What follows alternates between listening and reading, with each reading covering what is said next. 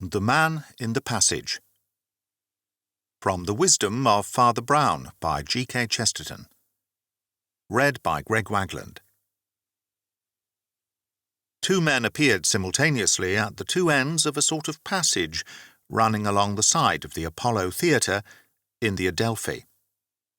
The evening daylight in the streets was large and luminous, opalescent and empty.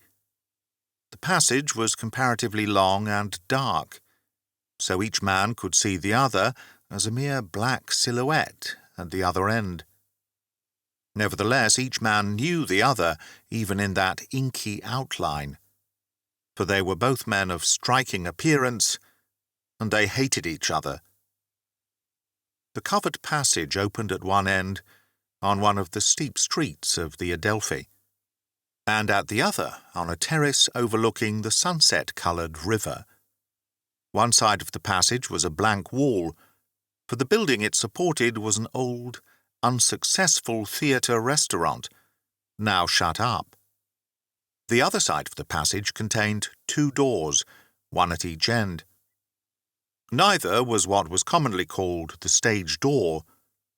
They were a sort of special and private stage doors, used by very special performers, and in this case by the star actor and actress in the Shakespearean performance of the day.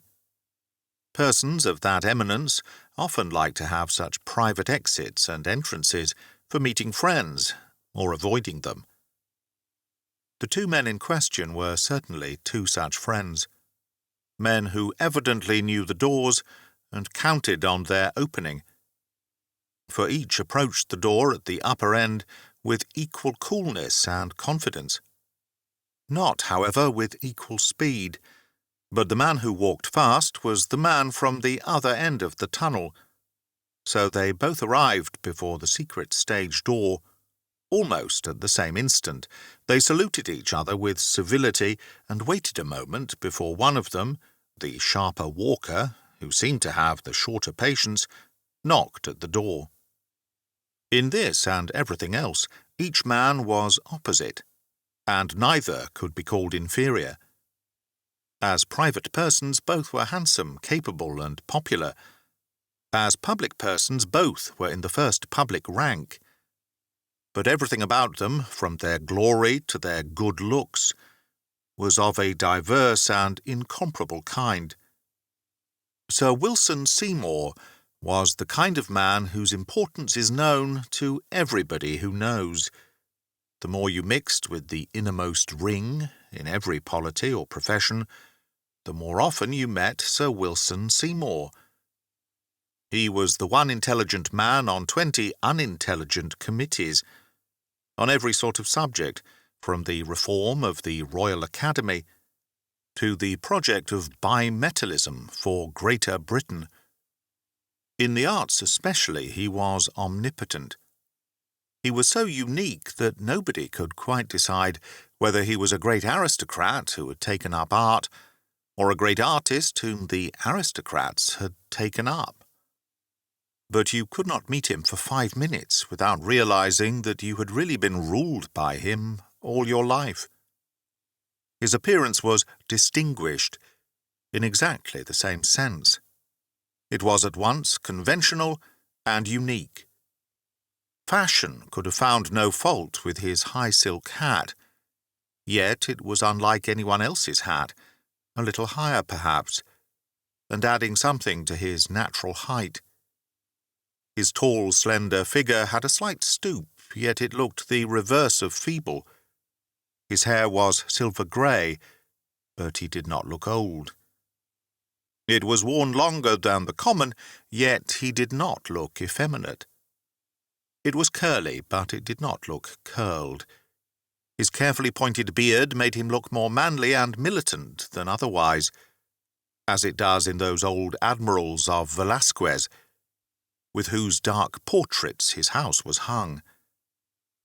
His grey gloves were a shade bluer, his silver-knobbed cane a shade longer than scores of such gloves and canes flapped and flourished about the theatres and the restaurants.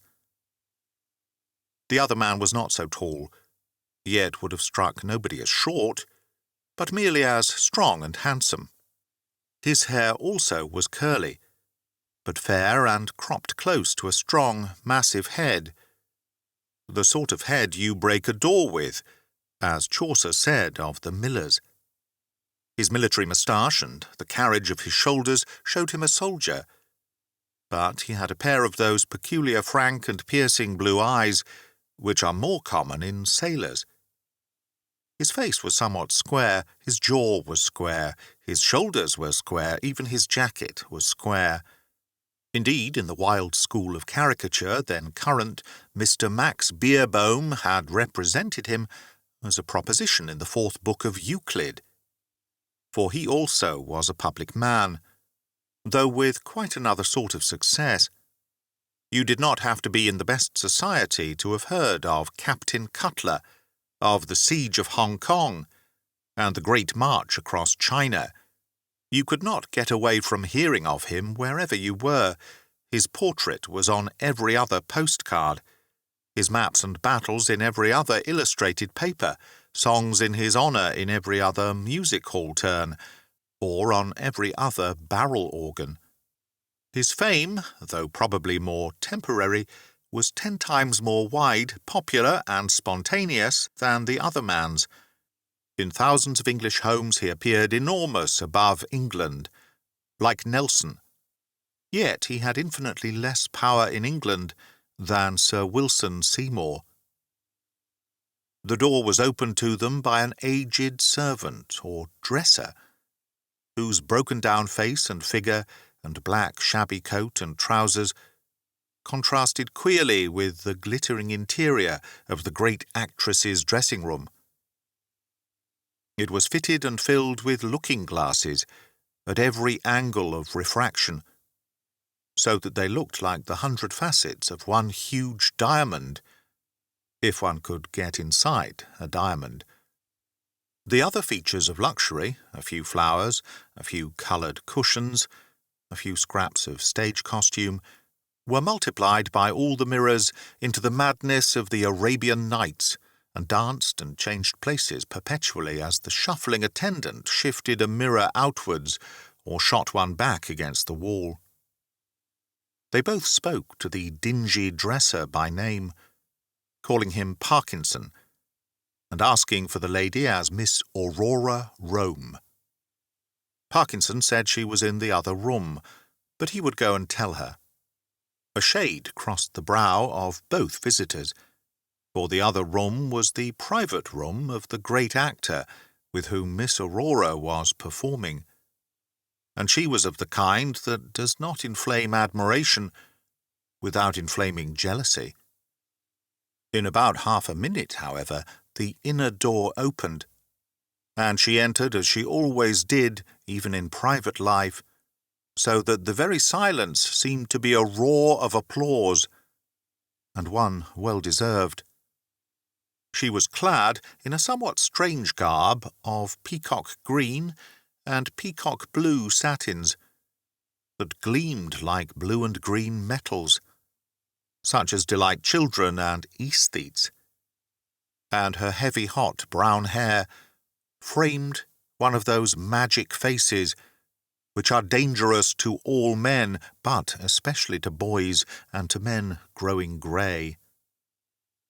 In company with her male colleague, the great American actor, Isidore Bruno, she was producing a particularly poetical and fantastic interpretation of Midsummer Night's Dream, in which the artistic prominence was given to Oberon and Titania, or in other words, to Bruno and herself. Set in dreamy and exquisite scenery, and moving in mystical dances, the green costume, like burnished beetle wings, expressed all the elusive individuality of an elfin queen. But when personally confronted in what was still broad daylight, a man looked only at the woman's face. She greeted both men with the beaming and baffling smile which kept so many males at the same just dangerous distance from her.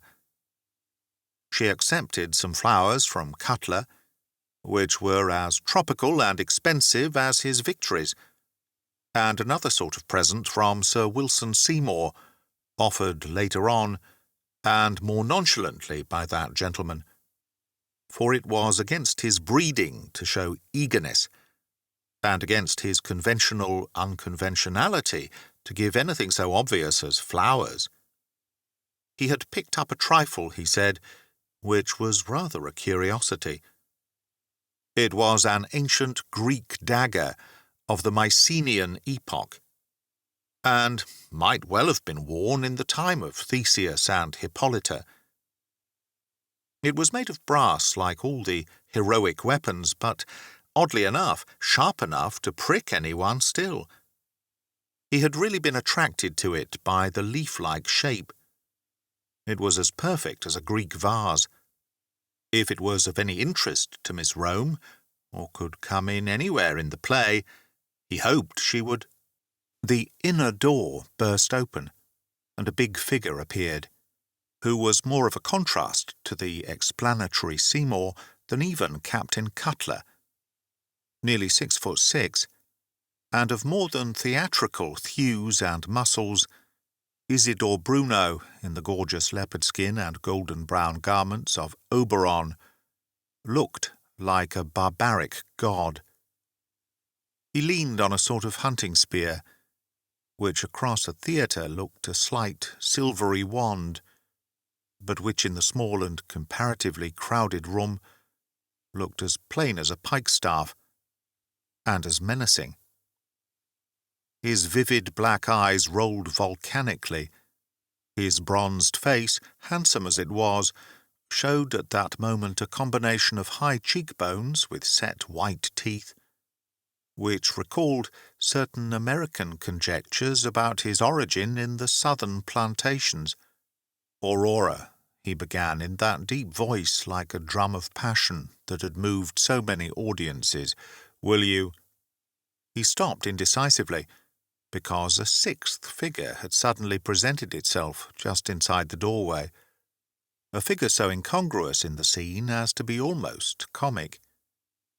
It was a very short man in the black uniform of the Roman secular clergy, and looking, especially in such a presence as Bruno's and Aurora's, rather like the wooden Noah out of an ark. He did not, however, seem conscious of any contrast, but said with dull civility, "I believe Miss Rome sent for me." A shrewd observer might have remarked that the emotional temperature rather rose at so unemotional an interruption. The detachment of a professional celibate seemed to reveal to the others that they stood round the woman as a ring of amorous rivals, just as a stranger coming in with frost on his coat will reveal that a room is like a furnace. The presence of the one man who did not care about her increased Miss Rome's sense that everybody else was in love with her, and each in a somewhat dangerous way. The actor with all the appetite of a savage and a spoilt child, the soldier with all the simple selfishness of a man of will rather than mind, Sir Wilson, with that daily hardening concentration with which old hedonists take to a hobby.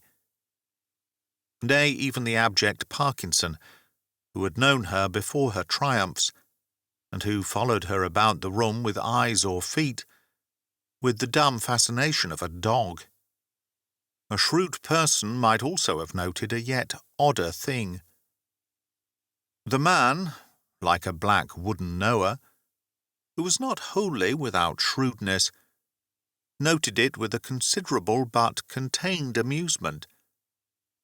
It was evident that the great Aurora, though by no means indifferent to the admiration of the other sex, wanted at this moment to get rid of all the men who admired her, and be left alone with the man who did not admire her in that sense at least. For the little priest did admire and even enjoy the firm feminine diplomacy with which she set about her task. There was perhaps only one thing that Aurora Rome was clever about, and that was one half of humanity, the other half. The little priest watched, like a Napoleonic campaign, the swift precision of her policy for expelling all while banishing none. Bruno, the big actor, was so babyish that it was easy to send him off in brute sulks, banging the door. Cutler, the British officer, was pachydermatous to ideas, but punctilious about behaviour. He would ignore all hints, but he would die rather than ignore a definite commission from a lady.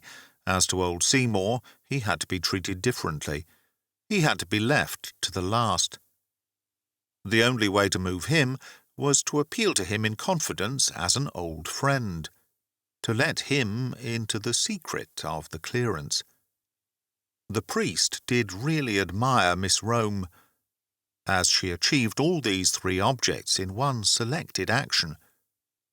She went across to Captain Cutler and said in her sweetest manner, "I shall value all these flowers, because they must be your favourite flowers. But they won't be complete, you know, without my favourite flower. Do go over to that shop round the corner and get me some lilies of the valley.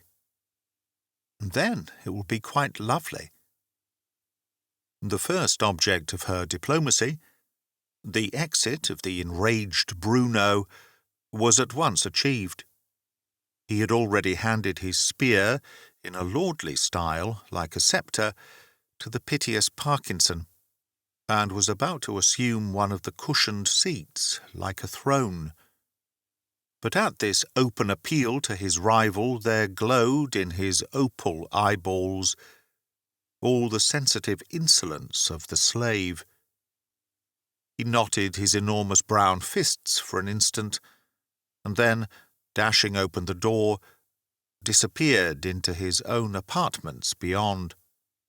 But meanwhile Miss Rome's experiment in mobilizing the British army had not succeeded so simply as seemed probable. Cutler had indeed risen stiffly and suddenly, and walked towards the door, hatless, as if at a word of command. But perhaps there was something ostentatiously elegant about the languid figure of Seymour, leaning against one of the looking-glasses, that brought him up short at the entrance, turning his head this way and that like a bewildered bulldog. "I must show this stupid man where to go," said Aurora in a whisper to Seymour, and ran out to the threshold to speed the parting guest.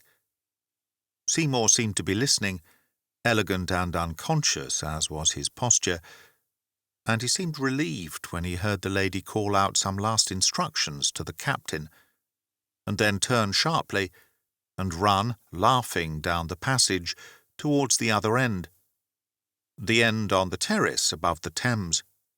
Yet a second or two after, Seymour's brow darkened again. A man in his position has so many rivals, and he remembered that at the other end of the passage was the corresponding entrance to Bruno's private room. He did not lose his dignity.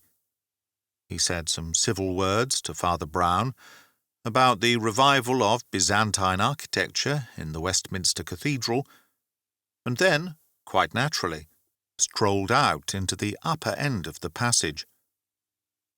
Father Brown and Parkinson were left alone, and they were neither of them men with a taste for superfluous conversation. The dresser went round the room, pulling out looking-glasses and pushing them in again, his dingy dark coat and trousers looking all the more dismal since he was still holding the festive fairy spear of King Oberon. Every time he pulled out the frame of a new glass, a new black figure of Father Brown appeared. The absurd glass chamber was full of Father Browns, upside down in the air like angels, turning somersaults like acrobats, turning their backs to everybody, like very rude persons. Father Brown seemed quite unconscious of this cloud of witnesses, but followed Parkinson with an idly attentive eye, till he took himself and his absurd spear into the farther room of Bruno.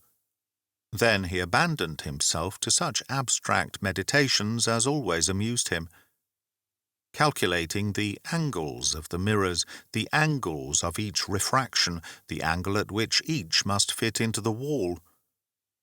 When he heard a strong but strangled cry, he sprang to his feet and stood rigidly listening. At the same instant, Sir Wilson Seymour burst back into the room, white as ivory. "Who's that man in the passage?" he cried. "Where's that dagger of mine?"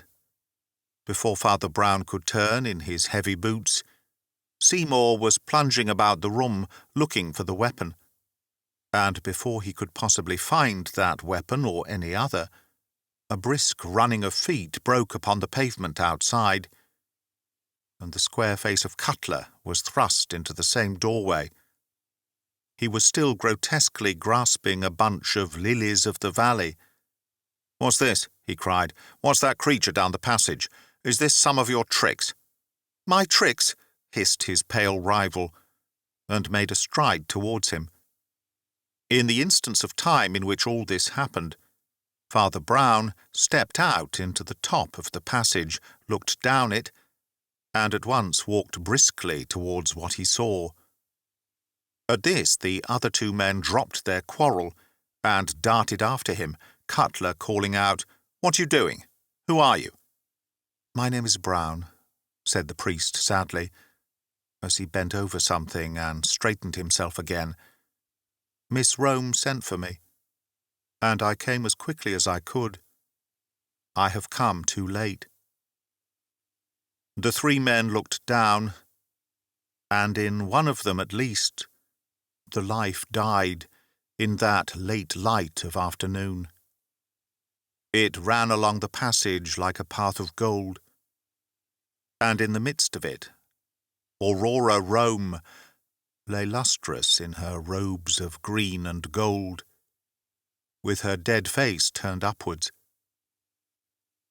Her dress was torn away as in a struggle, leaving the right shoulder bare, but the wound from which the blood was welling was on the other side. The brass dagger lay flat and gleaming, a yard or so away. There was a blank stillness for a measurable time, so that they could hear far off a flower girl's laugh outside Charing Cross, and someone whistling furiously for a taxicab in one of the streets off the Strand. Then the captain, with a movement so sudden that it might have been passion or play-acting, took Sir Wilson Seymour by the throat. Seymour looked at him steadily without either fight or fear. "You need not kill me," he said in a voice quite cold. "I shall do that on my own account." The captain's hand hesitated and dropped, and the other added with the same icy candour, "If I find I haven't the nerve to do it with that dagger, I can do it in a month with drink." "Drink isn't good enough for me," replied Cutler, "but I'll have blood for this before I die. Not yours, but I think I know whose." And before the others could appreciate his intention, he snatched up the dagger, sprang at the other door, at the lower end of the passage, burst it open, bolt and all, and confronted Bruno in his dressing-room. As he did so, old Parkinson tottered in his wavering way out of the door and caught sight of the corpse, lying in the passage. He moved shakily towards it, looking at it weakly, with a working face, then moved shakily back into the dressing-room again, and sat down suddenly on one of the richly cushioned chairs. Father Brown instantly ran across to him, taking no notice of Cutler and the colossal actor, though the room already rang with their blows, and they began to struggle for the dagger. Seymour, who retained some practical sense, was whistling for the police at the end of the passage. When the police arrived, it was to tear the two men from an almost ape-like grapple, and, after a few formal inquiries, to arrest Isidore Bruno upon a charge of murder, brought against him by his furious opponent. The idea that the great national hero of the hour had arrested a wrongdoer with his own hand doubtless had its weight with the police, who are not without elements of the journalist. They treated Cutler with a certain solemn attention, and pointed out that he had got a slight slash on the hand. Even as Cutler bore him back across tilted chair and table, Bruno had twisted the dagger out of his grasp and disabled him just below the wrist.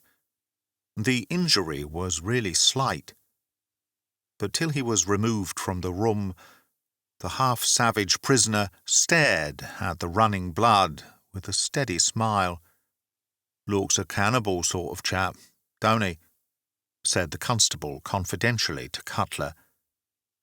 Cutler made no answer, but said sharply, a moment after, "We must attend to the death," and his voice escaped from articulation. "The two deaths?" came in the voice of the priest from the farther side of the room. "This poor fellow was gone when I got across to him," and he stood looking down at old Parkinson, who sat in a black huddle on the gorgeous chair. He also had paid his tribute, not without eloquence, to the woman who had died. The silence was first broken by Cutler, who seemed not untouched by a rough tenderness. "I wish I was him," he said huskily. "I remember he used to watch her wherever she walked more than anybody. She was his heir, and he's dried up. He's just dead." "We are all dead," said Seymour in a strange voice, looking down the road. They took leave of Father Brown at the corner of the road, with some random apologies for any rudeness they might have shown. Both their faces were tragic, but also cryptic. The mind of the little priest was always a rabbit warren of wild thoughts that jumped too quickly for him to catch them. Like the white tail of a rabbit, he had the vanishing thought that he was certain of their grief, but not so certain of their innocence. "We had better all be going," said Seymour heavily. "We have done all we can to help." "Will you understand my motives?" asked Father Brown quietly, "if I say you have done all you can to hurt?" They both started as if guilty, and Cutler said sharply, "To hurt whom?" "To hurt yourselves," answered the priest. "I would not add to your troubles if it weren't common justice to warn you. You've done nearly everything you could to hang yourselves. If this actor should be acquitted, they'll be sure to subpoena me. I shall be bound to say that after the cry was heard, each of you rushed into the room in a wild state, and began quarrelling about a dagger. As far as my words on oath can go, you might either of you have done it. You hurt yourselves with that. And then Captain Cutler must have hurt himself with the dagger." "Hurt myself?" exclaimed the captain with contempt. "A silly little scratch." "Which drew blood," replied the priest, nodding. "We know there's blood on the brass now, and so we shall never know whether there was blood on it before." There was a silence, and then Seymour said, with an emphasis quite alien to his daily accent, "But I saw a man in the passage." "I know you did," answered the cleric Brown, with a face of wood. "So did Captain Cutler." That's what seems so improbable. Before either could make sufficient sense of it even to answer, Father Brown had politely excused himself and gone stumping up the road with his stumpy old umbrella. As modern newspapers are conducted, the most honest and most important news is the police news. If it be true that in the 20th century more space is given to murder than to politics, it is for the excellent reason that murder is a more serious subject. But even this would hardly explain the enormous omnipresence and widely distributed detail of the Bruno case, or the Passage mystery, in the press of London and the provinces. So vast was the excitement that for some weeks the press really told the truth, and the reports of examination and cross-examination, if interminable, even if intolerable, are at least reliable. The true reason, of course, was the coincidence of persons. The victim was a popular actress, the accused was a popular actor, and the accused had been caught red-handed, as it were, by the most popular soldier of the patriotic season. In those extraordinary circumstances, the press was paralysed into probity and accuracy, and the rest of this somewhat singular business can practically be recorded from reports of Bruno's trial. The trial was presided over by Mr. Justice Monkhouse, one of those who are jeered at as humorous judges, but who are generally much more serious than the serious judges, for their levity comes from a living impatience of professional solemnity, while the serious judge is really filled with frivolity, because he is filled with vanity. All the chief actors being of a worldly importance, the barristers were well balanced. The prosecutor for the Crown was Sir Walter Cowdray, a heavy but weighty advocate of the sort that knows how to seem English and trustworthy, and how to be rhetorical with reluctance. The prisoner was defended by Mr. Patrick Butler, K.C., who was mistaken for a mere flaneur by those who misunderstood the Irish character, and those who had not been examined by him. The medical evidence involved no contradictions, the doctor, whom Seymour had summoned on the spot, agreeing with the eminent surgeon who had later examined the body. Aurora Rome had been stabbed with some sharp instrument such as a knife or dagger, some instrument, at least, of which the blade was short. The wound was just over the heart, and she had died instantly. When the doctor first saw her, she could hardly have been dead for 20 minutes. Therefore, when Father Brown found her, she could hardly have been dead for 3. Some official detective evidence followed, chiefly concerned with the presence or absence of any proof of a struggle. The only suggestion of this was the tearing of the dress at the shoulder, and this did not seem to fit in particularly well with the direction and finality of the blow. When these details had been supplied, though not explained, the first of the important witnesses was called. Sir Wilson Seymour gave evidence, as he did everything else that he did at all, not only well but perfectly. Though himself much more of a public man than the judge, he conveyed exactly the fine shade of self-effacement before the King's justice. And though everyone looked at him as they would at the Prime Minister or the Archbishop of Canterbury, they could have said nothing of his part in it, but that it was of a private gentleman, with an accent on the noun. He was also refreshingly lucid, as he was on the committees. He had been calling on Miss Rome at the theatre. he had met Captain Cutler there. They had been joined for a short time by the accused, who had then returned to his own dressing-room. They had then been joined by a Roman Catholic priest, who asked for the deceased lady and said his name was Brown. Miss Rome had then gone, just outside the theatre, to the entrance of the passage, in order to point out to Captain Cutler a flower shop at which he was to buy her some more flowers, and the witness had remained in the room, exchanging a few words with the priest. He had then distinctly heard the deceased, having sent the captain on his errand, turn round laughing and run down the passage towards its other end, where was the prisoner's dressing-room. In idle curiosity as to the rapid movements of his friends, he had strolled out to the head of the passage himself and looked down it towards the prisoner's door. Did he see anything in the passage? Yes, he saw something in the passage.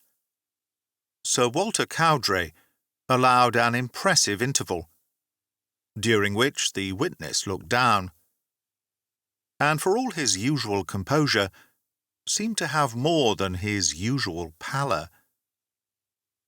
Then the barrister said in a lower voice, which seemed at once sympathetic and creepy, "Did you see it distinctly?" Sir Wilson Seymour, however moved, had his excellent brains in full working order, very distinctly as regards its outline, but quite indistinctly, indeed not at all, as regards the details inside the outline. The passage is of such length that anyone in the middle of it appears quite black against the light at the other end. The witness lowered his steady eyes once more and added, "I had noticed the fact before, when Captain Cutler first entered it." There was another silence, and the judge leaned forward and made a note. "Well," said Sir Walter patiently, "what was the outline like? Was it, for instance, like the figure of the murdered woman?" "Not in the least," answered Seymour quietly. "What did it look like to you?" "It looked to me," replied the witness, "like a tall man." Everyone in court kept his eyes riveted on his pen, or his umbrella handle, or his book, or his boots, or whatever he happened to be looking at. They seemed to be holding their eyes away from the prisoner by main force, but they felt his figure in the dock, and they felt it as gigantic. Tall as Bruno was to the eye, he seemed to swell taller and taller when all eyes had been torn away from him. Cowdray was resuming his seat with his solemn face, smoothing his black silk robes and white silk whiskers. Sir Wilson was leaving the witness box, after a few final particulars, to which there were many other witnesses, when the counsel for the defence sprang up and stopped him. "I shall only detain you for a moment," said Mr. Butler, who was a rustic-looking person with red eyebrows and an expression of partial slumber. "Will you tell his lordship how you knew it was a man?" A faint, refined smile seemed to pass over Seymour's features. "I'm afraid it is the vulgar test of trousers," he said. "When I saw daylight between the long legs, I was sure it was a man, after all." Butler's sleepy eyes opened as suddenly as some silent explosion. "After all," he repeated slowly. "So you did think at first it was a woman?" Seymour looked troubled for the first time. "It is hardly a point of fact," he said, "but if his lordship would like me to answer for my impression, of course I shall do so. There was something about the thing that was not exactly a woman, and yet was not quite a man. Somehow the curves were different, and it had something that looked like long hair. "Thank you," said Mr. Butler, K.C., and sat down suddenly, as if he had got what he wanted. Captain Cutler was a far less plausible and composed witness than Sir Wilson, but his account of the opening incidents was solidly the same.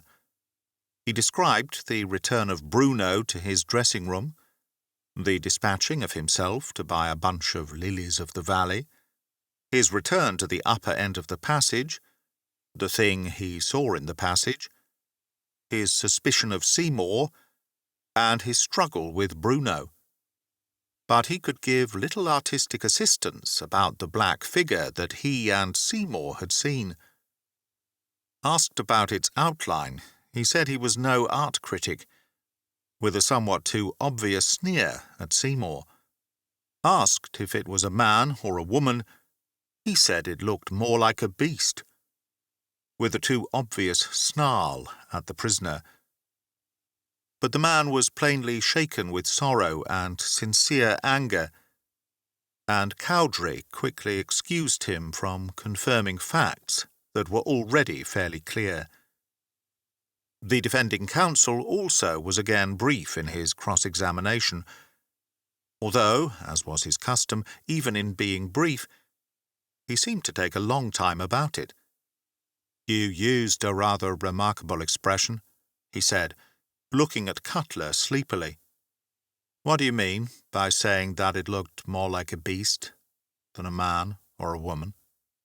Cutler seemed seriously agitated. "Perhaps I oughtn't to have said that," he said. "But when the brute has huge, humped shoulders like a chimpanzee, and bristles sticking out of its head like a pig—" Mr. Butler cut short his curious impatience in the middle. "Never mind whether its hair was like a pig's," he said. "Was it like a woman's?" "A woman's?" cried the soldier. "Great Scott, no."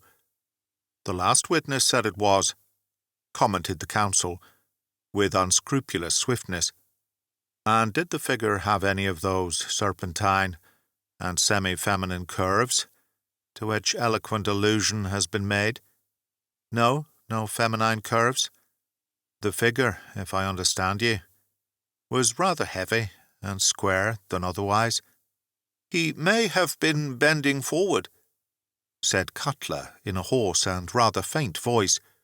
"Or again, he may not," said Mr. Butler, and sat down suddenly for the second time.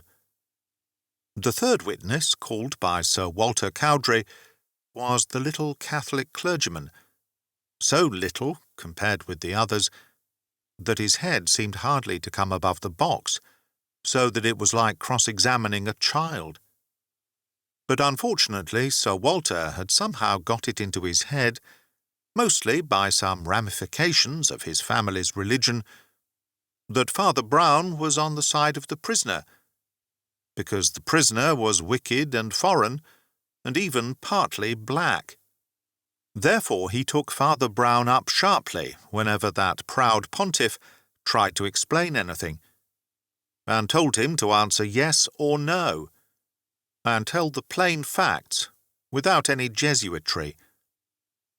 When Father Brown began, in his simplicity, to say who he thought the man in the passage was, the barrister told him that he did not want his theories. "A black shape was seen in the passage, and you say you saw the black shape. Well, what shape was it?" Father Brown blinked as under rebuke, but he had long known the literal nature of obedience. "The shape," he said, "was short and thick, but had two sharp black projections curved upwards on each side of the head or top, rather like horns, and—" "Oh, the devil with horns, no doubt," ejaculated Cowdray, sitting down in triumphant jocularity. "It was the devil come to eat Protestants." "No," said the priest dispassionately. "I know who it was." Those in court had been wrought up to an irrational, but real sense of some monstrosity. They had forgotten the figure in the dock, and thought only of the figure in the passage. And the figure in the passage, described by 3 capable and respectable men who had all seen it, was a shifting nightmare. One called it a woman, and the other a beast, and the other a devil. The judge was looking at Father Brown with level and piercing eyes. "You are a most extraordinary witness," he said, "but there is something about you that makes me think you are trying to tell the truth. Well, who was the man you saw in the passage?" "He was myself," said Father Brown. Butler, K.C., sprang to his feet in an extraordinary stillness, and said quite calmly, "Your lordship will allow me to cross-examine." And then, without stopping, he shot at Brown the apparently disconnected question, "You've heard about this dagger. You know the experts say the crime was committed with a short blade." "A short blade," assented Brown, nodding solemnly, like an owl. "But a very long hilt." Before the audience could quite dismiss the idea that the priest had really seen himself doing murder with a short dagger with a long hilt, which seemed somehow to make it more horrible, he had himself hurried on to explain. "I mean, daggers aren't the only things with short blades. Spears have short blades, and spears catch at the end of the steel, just like daggers, if they're that sort of fancy spear they had in theatres, like the spear poor old Parkinson killed his wife with, just when she had sent for me to settle their family troubles, and I came just too late, God forgive me. But he died penitent. He just died of being penitent. He couldn't bear what he'd done." The general impression in court was that the little priest, who was gabbling away, had literally gone mad in the box. But the judge still looked at him with bright and steady eyes of interest, and the counsel for the defence went on with his questions unperturbed. "If Parkinson did it with that pantomime spear," said Butler, "he must have thrust from 4 yards away. How do you account for signs of struggle, like the dress dragged off the shoulder?" He had slipped into treating his mere witness as an expert, but no one noticed it now. "The poor lady's dress was torn," said the witness, "because it was caught in a panel that slid to just behind her. She struggled to free herself, and as she did so, Parkinson came out of the prisoner's room and lunged with the spear." "A panel?" repeated the barrister in a curious voice. "It was a looking-glass on the other side," explained Father Brown. "When I was in the dressing-room, I noticed that some of them could probably be slid out into the passage." There was another vast and unnatural silence, and this time it was the judge who spoke. "So you really mean that when you looked down that passage, the man you saw was yourself, in a mirror?" "Yes, my lord, that was what I was trying to say," said Brown. "But they asked me for the shape. And our hats have corners just like horns, and so I—" The judge leaned forward, his old eyes yet more brilliant, and said in specially distinct tones, "Do you really mean to say that when Sir Wilson Seymour saw that wild, what-you-call-him, with curves and a woman's hair and a man's trousers, what he saw was Sir Wilson Seymour?" "Yes, my lord," said Father Brown. "And you mean to say that when Captain Cutler saw that chimpanzee with humped shoulders and hog's bristles? He simply saw himself? Yes, my lord. The judge leaned back in his chair with a luxuriance in which it was hard to separate the cynicism and the admiration. "And can you tell us why," he asked, "you should know your own figure in a looking-glass, when two distinguished men don't?" Father Brown blinked even more painfully than before. Then he stammered, "Really, my lord, I don't know. Unless it's because I don't look at it so often."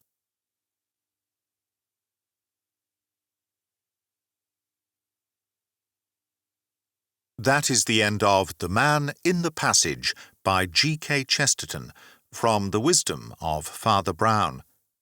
Read by Greg Wagland, for Magpie Audio 2023. Thank you very much for listening. Please subscribe if you feel like it, give a thumbs up, buy me a coffee, go to Patreon, dance a little merry jig, if you so wish. Or never darken my doorstep again. It's entirely up to you. Thanks for listening anyway. Cheers.